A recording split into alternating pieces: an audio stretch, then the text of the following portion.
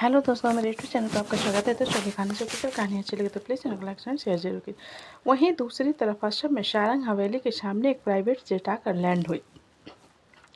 जहां गार्डन में डेकोरेटेड कर रहे लोगों ने उनकी तरफ देखा। अव्यक्त ने अपने कोट को ठीक करते हुए जेट से नीचे उतरा, जिसके हाथ को पकड़ते हुए अवधि भी नीचे। जैसे ही अव्यक्त को देखा गया, एक पुराने सर्वेंट ने अंदर जाते हुए जोर से कहा, छोटे सरकार आ गए हैं।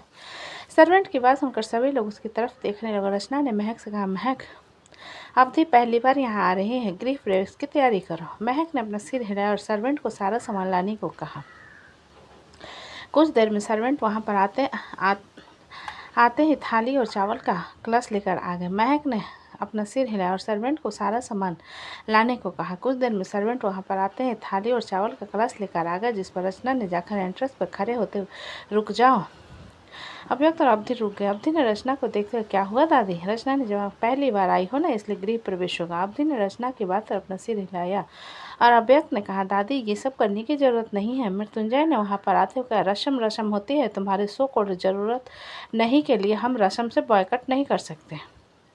अव्यक्त ने मृत्युंजय की ठंडी आवाज़ में अपना सिर हिला दिया। महक ने अवधि की आरती की और उससे चावल के कलश की तरफ इशारा करते हुए कहा, इसे अंदर गिराकर आलते पर पैर रखते हुए आओ। अवधि ने अपना सिर हिलाया और अंदर चली आई। सभी लोग अंदर आ चुके थे, जहां अव्यक्त की नज़र अचानक वहां पर खड़े अद्विक पर चली गई। अद्विक को देखते हुए अव्यक्त ने थोड़ा हैरान होकर कहा, तुम अमेरिका से कब आए? अद्विक ने जवाब में कहा, कल ही आया। अव्यक्त ने अपना सिर हिलाया और मृत्युंजय से पूछा, डैड अचानक यहाँ क्यों कोई फंक्शन है क्या? अमृत ने अव्यक्त को जवाब में कहा, हाँ कल एक फंक्शन है। शारंग खानदान की चाबी मृत्युंजय कल तुम्हें सौंप रहा है, इस मौके पर फंक्शन रखा है। अव्यक्त के साथ अवधि को भी हैरानी हो और अव्यक्त ने मृत्युंजय को देखते हुए कहा, डैड। मृत्युंजय ने अव्यक्त की बात को बीच में काटते हुए कहा, मैंने फैसला ले लिया है। अव्यक्त ने शिवांश की तरफ देखा, जिसकी नज़र पर शिवांश ने कहा, जिम्मेदार बनो, अभी वो जिम्मेदारी मेरे कंधों पर भी है, रॉय कपूर खानदान की। अब बारी तुम्हारी है। अव्यक्त ने शिवांश की बात सुन मृत्युंजय को देखते हुए कहा, अगर ऐसी बात थी तो यहाँ बुलाने की क्या ज़रूरत है? ये तो वहाँ पर भी हो सकता था। महक ने अव्यक्त की बात सुन कहा, क्योंकि एक और बात है जिस बारे में हम कल बताएंगे। फिलहाल के लिए जाकर आराम करो, कल बहुत सारे फंक्शन हैं। अव्यक्त ने महक की बात सुन कहा, मॉम क्या ये सब इसलिए हो रहा है क्योंकि एकांश घर छोड़कर जा चुका है? अव्यक्त के सवाल को सुनकर मृत्युंजय ने उसकी तरफ देखा और कहा, ये सब इसलिए नहीं हो रहा है क्योंकि एकांश घर कर चला गया है, ये इसलिए हो रहा है क्योंकि ये होना ही था। ओह मीन्स मैं ओवर थिंक कर गया? अव्यक्त ने पूछा। जवाब में मृत्युंजय ने कंधे चढ़ाते हुए कहा, don't know, by the way तुम लंबे सफ़र से आए हो, आराम कर लो, कुछ देर में लंच रेडी हो जाएगा। ये कहते हुए मृत्युंजय जाने लगा, जिस पर अव्यक्त ने कहा, डैड मुझे कुछ कहना था। सभी लोग अव्यक्त को देखने लगे, जिनकी नज़र पर अव्यक्त ने कहा, एकांश को सब कुछ दे दीजिए ना, और मुझे बदले में सिर्फ आपका समय। मुझे जिम्मेदार नहीं बनना, मैं अभी बनना चाहता हूँ। तो मृत्युंजय ने अव्यक्त की बात बीच में काट दी। सिंपली पुट, कि तुम एक यूजलेस बनना चाहते हो? रचना ने मृत्युंजय को बीच में कहा, जय अभी के लिए स्पेशल डे है, रूड मत हो। मृत्युंजय ने गहरी सांस भरते हुए, चाची मैं रूड नहीं हो रहा। अव्यक्त ने मृत्युंजय की बात सुनकर, आप हो रहे हो, हमेशा से मुझे खुद से परिवार से दूर रखा और अभी भी आप वही कर रहे हो। मृत्युंजय ने अपनी आंखें सिकुड़ाते हुए कहा, what kind of fucking shit are you talking about? तुम्हारा हमेशा से यही रोना है, परिवार से दूर रहा तो तुम्हें बाहर भेज कर गलती कर दी? अव्यक्त ने सिर हिलाते हुए कहा, हाँ मैं नहीं जाना चाहता था, आपने मुझे ज़बरदस्ती भेजा। मृत्युंजय ने वहाँ राजीव के साथ खड़े रिद्धम की तरफ इशारा करते हुए कहा, क्या ये अपने बाप से शिकायत करता है तुम्हारी तरह? क्या राशि भांजी शिकायत करती होगी तुम्हारी तरह, जो तुम हमेशा यही करते रहते हो? अव्यक्त ने अपने निचले होठ को दांतों तले दबाते हुए कहा, डैड आप कभी मुझसे प्यार नहीं कर पाए और आपने कभी मेरी परवाह नहीं की। आपने हमेशा अपने बारे में सोचा और एकांश के बारे में सोचा। बचपन से मेरा प्यार उसके साथ बांटा और अभी भी आप वही कर रहे हो। सारी जिम्मेदारियां मुझे और अपना प्यार उसे दे रहे हो, जो मुझे नहीं चाहिए। मुझे आप दोनों का प्यार चाहिए।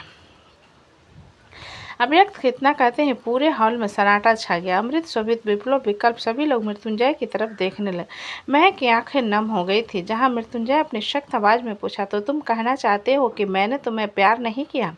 अव्यक्त ने नजरें झुकाई, लेकिन अपनी बात पर कायम रहते हुए कहा, हाँ आपने किया होगा पर शायद जताया नहीं। मृत्युंजय ने अपनी आंखें सिकुड़ाते हुए कहा, तुम्हें हर वो चीज़ मिली जो एकांत से बेहतर थी। स्कूल, एक्सपोर्ट्स, दुनिया देखने का मौका। तुम्हें मैंने दुनिया की भीड़ से दूर रखा ताकि तुम खुद को पहचान सको। और तुम कहते हो कि मैंने प्यार नहीं किया। अव्यक्त ने मृत्युंजय की बात सुन कहा, डैड मुझे नहीं चाहिए था ये सब। मृत्युंजय ने अपने कदम अव्यक्त की तरफ बढ़ाते हुए कहा, oh so tell me what you want. I need your time, your love, your attention, your affection. Avyakt ने धीरे से कहा। मृत्युंजय ने व्यंग भरी मुस्कान लिए कहा, क्या करोगे इन सब का। अव्यक्त ने अपने निचले होठ को फिर से दबाया और धीरे से सिर उठाकर कहा, आपने कभी पूछा नहीं कि मैं क्या करना चाहता हूँ, और अब जब पूछ ही लिया तो सुन लीजिए।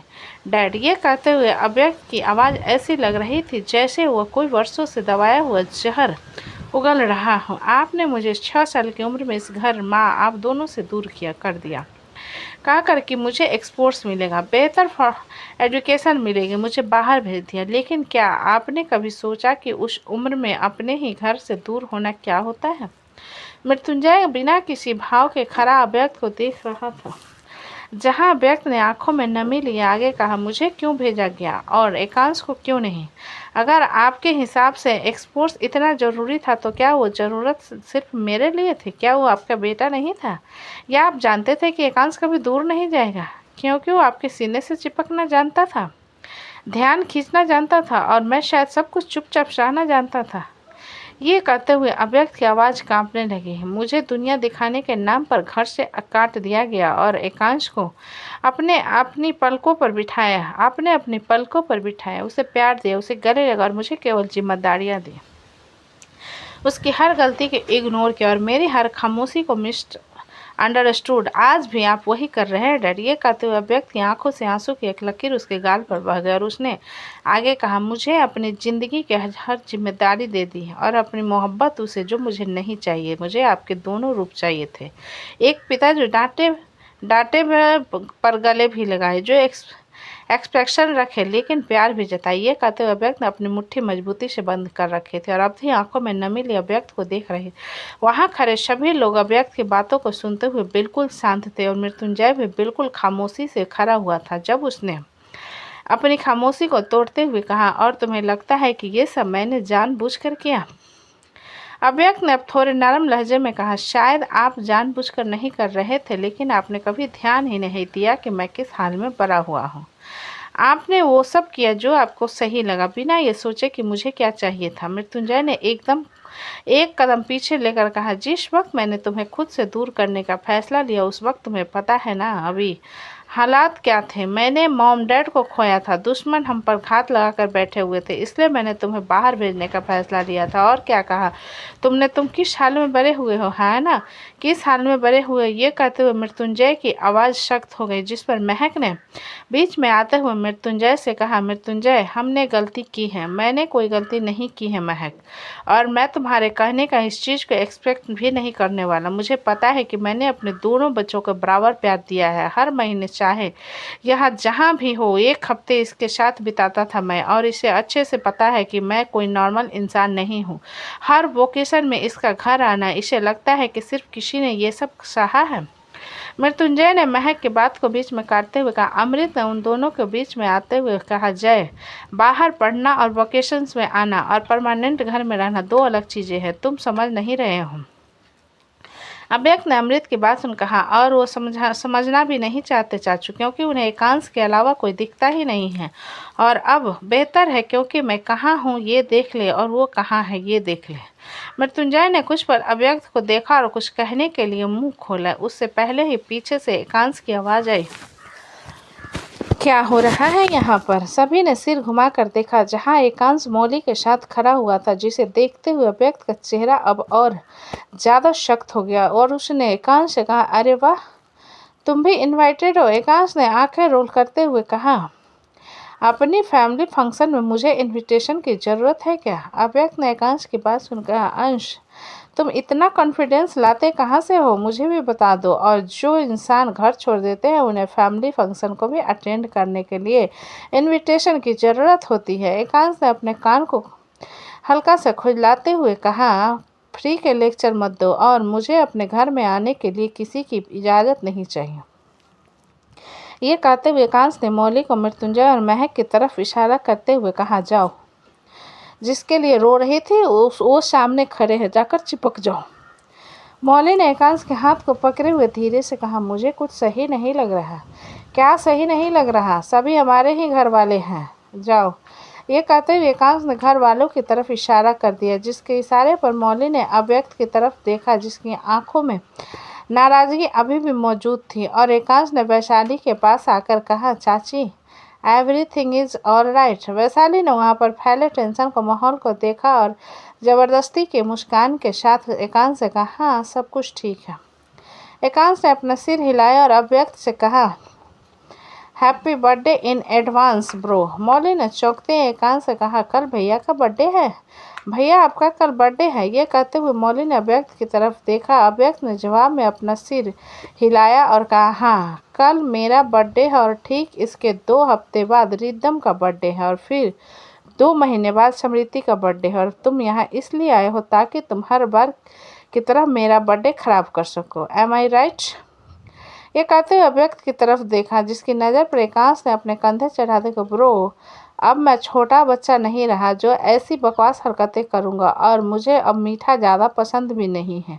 सही कहा तुमने, अब तुम छोटे बच्चे नहीं हो। तुम्हें नहीं लगता कि अब तुम्हें भी अटेंशन पाने वाली हरकतें बंद कर देनी चाहिए? अव्यक्त ने ठंडा लहजे में कहा। एकांश ने थोड़ा कंफ्यूज होते हुए पूछा, मैं समझा नहीं। महक ने उन दोनों के बीच में आते हुए कहा, बस करो तुम दोनों। लेकिन मैंने किया क्या मॉम? एकांश अब भी असमंजस में था, जिस पर महक ने कहा, तुमने कुछ नहीं किया है, तुम लंबे सफ़र से आए हो, जाकर आराम करो। और अभी तुम भी जाकर आराम करो।